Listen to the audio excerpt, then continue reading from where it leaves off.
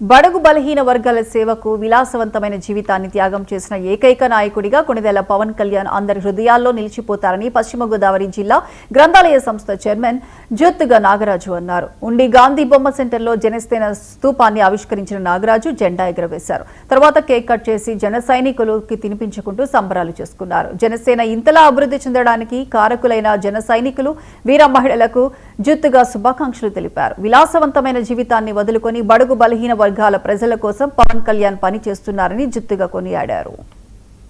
రాష్ట్ర జనసేన పార్టీ అధ్యక్షులు, రాష్ట్ర ఉప ముఖ్యమంత్రి వర్యులు శ్రీ కొణిదెల పవన్ కళ్యాణ్ గారి ఆదేశానుసారం ఇలా రాష్ట్ర వ్యాప్తంగా, జిల్లా వ్యాప్తంగా, నియోజకవర్గాలుగా, మండల వ్యవధుల్లో, అలాగే ప్రతి గ్రామాల్లో కూడా ఈరోజు జనసేన పార్టీ యొక్క 13వ ఆవిర్భావ దినోత్సవ వేడుకలు అంగరంగ వైభవంగా నిర్వహించడం జరుగుతుంది.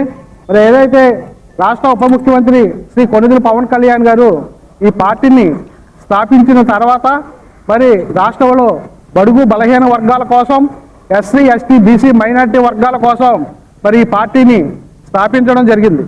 ఎందుకంటే రాష్ట్రంలో ఉన్న పేదవారు పడుతున్న బాధలు, ఇబ్బందులను చూసి ఆ రోజు ఒక్కడిగా స్టార్ట్ అయ్యి ఈరోజు రాష్ట్రంలో లక్షలాది మంది ఈరోజు జనసేన పార్టీలో క్రియాశీలక సభ్యులుగా చేరడం జరిగింది. ఫిల్టర్లో ఇవాళ మరి కేంద్రం నుండి వేల కోట్లు తీసుకొచ్చి సుజల వాటర్ ఫిల్టర్లో కూడా మరి నిర్మించి మరి పవన్ కళ్యాణ్ గారి పెరవల్లో దాన్ని శంకుస్థాపన చేసి ఇవాళ ఇజ్జేశ్వరం నుంచి ఇవాళ ఉండి నియోజకవర్గానికి కూడా మరి పైపుల ద్వారా ఇక్కడ మనం మంచి సురక్షితమైన మంచినీరు తాగే విధంగా మరి పవన్ కళ్యాణ్ గారు రాష్ట్ర వ్యాప్తంగా అనేక విప్లవాత్మక మార్పులు తీసుకొచ్చి ఇవాళ జనసేన పార్టీని ముందు వరుసలో తీసుకెళ్తారు.